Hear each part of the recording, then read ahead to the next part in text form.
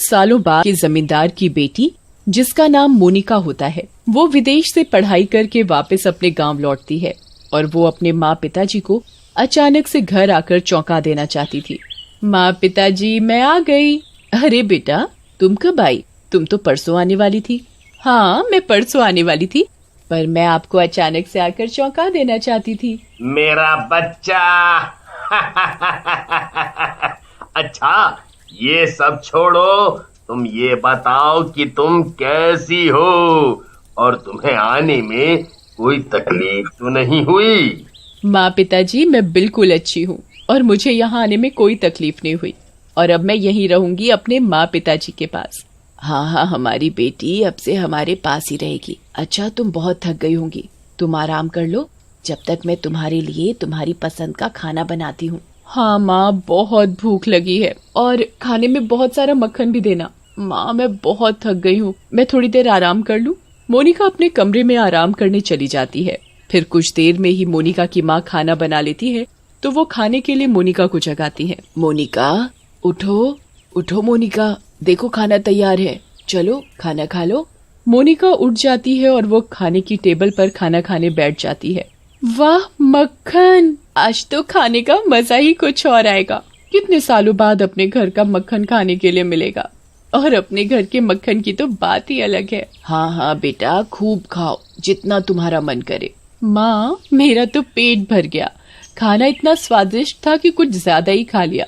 अब मैं तो चली सोने। हाँ बेटा, तुम सो जाओ, आज तुम थकी भी बहुत होगी। फिर माँ मोनिका को उसके कमरे में ले जाती हैं और उसे सोने के लिए कहती हैं। मोनिका बेटा, अब तुम यहाँ आराम से सो जाओ और अगर किसी चीज की जरूरत पड़े तो मुझे आवाज लगा देना, मैं तुरंत आ जाऊंगी। ये कहकर मोनिका की माँ अपने कमरे में सोने चली जाती है और मोनिका भी अपने कमरे में सो जाती है। और अगले दिन मोनिका नहा धोकर तैयार हो जाती है तो वो अपनी माँ से गाँव और खेत देखने के लिए कहती है। माँ, बड़े दिन हो गए खेत देखे हुए, बड़ा मन कर रहा है खेत देखने का, मैं जरा खेत देख कर आती हूँ। हाँ, देख लेना, पहले कुछ खा पी तो ले, फिर उसके बाद देखने चली जाना। नहीं माँ, पहले मैं खेतों में घूम कर आती हूँ, फिर बाद में खाऊंगी। ये कहकर मोनिका खेतों में घूमने चली जाती है। खेतों में घूमते घूमते वो उसी गुफा के पास पहुँचती है जिसमें तांत्रिक ने चुड़ैल को कैद कर रखा था। तभी उसे उस गुफा में से अजीब से रोने की आवाज आने लगती है, जैसे कोई मुसीबत में हो और वो मदद के लिए पुकार रहा हो। लगता है कि कोई गुफा के अंदर बंद हो गया है। मुझे अंदर जाकर देखना चाहिए, आखिर ये माजरा है तो क्या। मोनिका डरते डरते गुफा के दरवाजे पर जाती है और दरवाजे पर लगी कील को उखाड़कर वो गुफा के अंदर चली जाती है। गुफा के अंदर जाते ही वहाँ एक चुड़ैल को देखकर मोनिका बुरी तरह डर जाती है। चुड़ैल, तुम तो एक चुड़ैल हो। हाँ, मैं चुड़ैल हूँ। फिर चुड़ैल जोर जोर से हंसने लगती है। मैं आजाद हो गई। इतने सालों बाद मुझे आजादी मिली है। जो मेरा काम अधूरा रह गया था, अब मैं उसे पूरा करूंगी। मैं फिर से इस पूरे गांव पर राज करूंगी। तांत्रिक ने चुड़ैल को गुफा में जब कैद किया था तब उस समय मोनिका बहुत छोटी थी, इसीलिए मोनिका को चुड़ैल के बारे में कुछ नहीं पता था।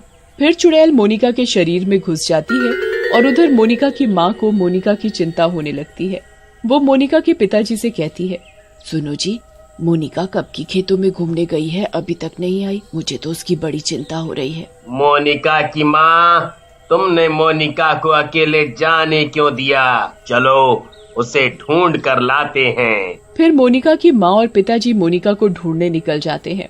वो मोनिका को ढूंढ ही रहे होते हैं, तभी उन्हें मोनिका दिखाई दे जाती है। अरे वो देखो, वो रही मोनिका। मोनिका की माँ और पिताजी मोनिका के पास पहुँचते हैं। मोनिका बेटा, कहाँ चली गई थी तुम? मोनिका अपने पिताजी को कोई जवाब नहीं देती। क्या हुआ मोनिका बेटा, तुम चुप क्यों हो? तुम ठीक तो हो ना? मोनिका डरावनी आवाज में कहती है। हाँ, मैं ठीक हूँ।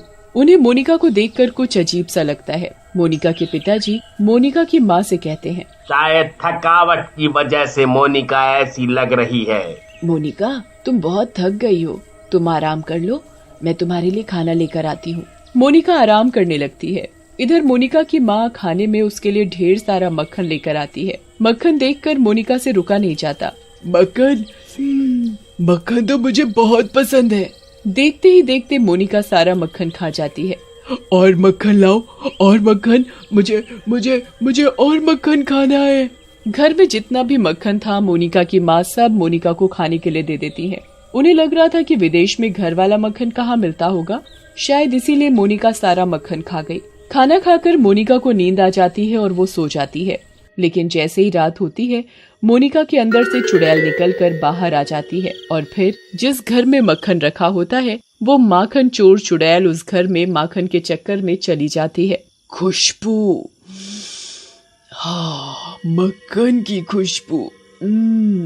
मुझे सुबह होने से पहले जल्दी सारा मक्खन चुरा लेना चाहिए। देखते ही देखते चुड़ैल उस घर का सारा मक्खन चुरा लेती है और उस मक्खन को ले दूर बर्फीली जगह ले जाकर उसके पुतला बना देती। बन गया मेरा मक्खन का पुतला।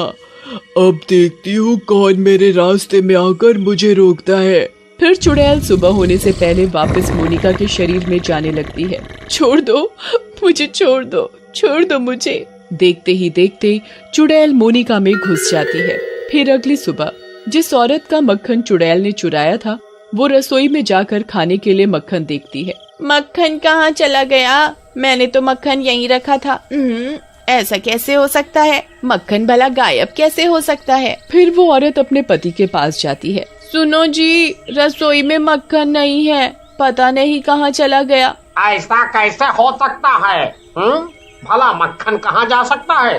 देखो, मुझे जल्दी से खाना दे दो, मुझे खाना खाकर खेतों पर काम करने जाना है। औरत मन में सोचने लगती है, हाय राम, अब मैं इन्हें खाना कैसे दूं? ये तो बिना मक्खन के खाना खाते ही नहीं। ऐसा करती हूँ, पड़ोस की रानी दीदी से मांग कर ले आती हूँ। फिर वो औरत जल्दी से पड़ोस की रानी दीदी से मक्खन मांग लाती है और वो अपने पति को खाने के साथ मक्खन देती है। भाई मजा आ गया खाने का। जब तक खाने में मक्खन ना हो तो मजा ही नहीं आता। देखो, खाने में मुझे सब्जी मिले ना मिले पर मुझे मक्खन जरूर चाहिए। ठीक है जी। फिर जैसे ही शाम होती है तो गांव की औरतें अपने अपने घरों में मक्खन निकालने लगती हैं। जब उनका मक्खन निकल जाता है तो वो मक्खन को ऊंची सी जगह पर रख देती हैं।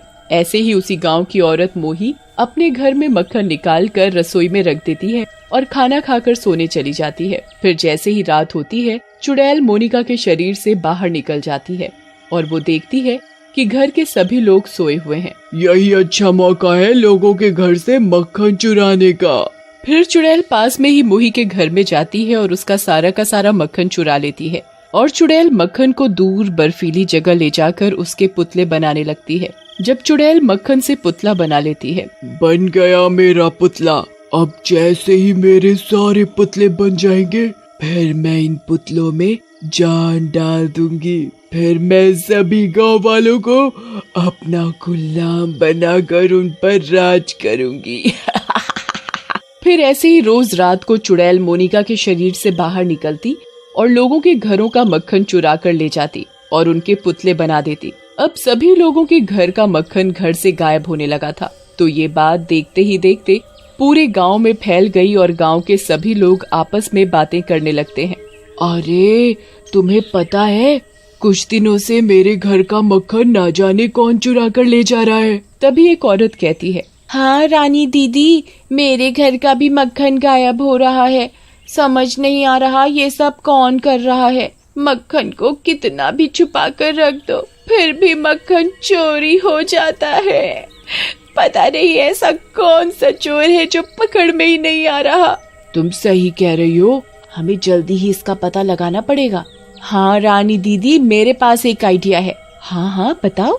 हम सब एक दिन मिलकर गांव के बीचों बीच सारा माखन रख देते हैं और हम सब गांववासी छुपकर उस रखे हुए माखन का पहरा देंगे।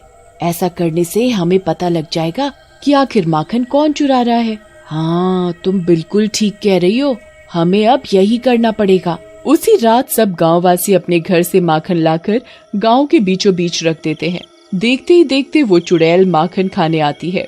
उस चुड़ैल को देखकर सारे गांववासी बहुत हैरान हो जाते हैं। अरे ये तो वही गुफा वाली चुड़ैल है जिसको हमने बंद किया था। ये फिर से वापस कैसे आ गई? लगता है किसी ने उस गुफा का दरवाजा खोल दिया है और तभी ये चुड़ैल आजाद हो गई है।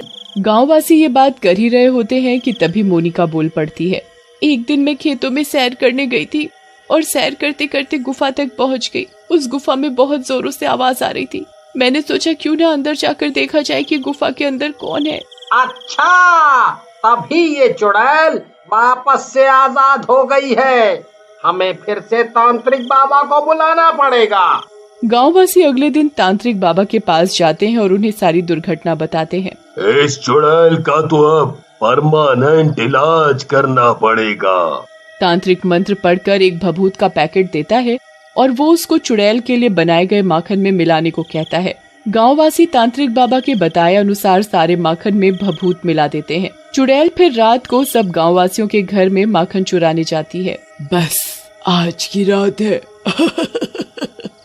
आज अमावस है ना, मैं आज इन सब माखन के पुतले बनाकर इन सब के अंदर जान डाल दूंगी। फिर इस गांव पर राज करने से मुझे कोई नहीं रोक सकता।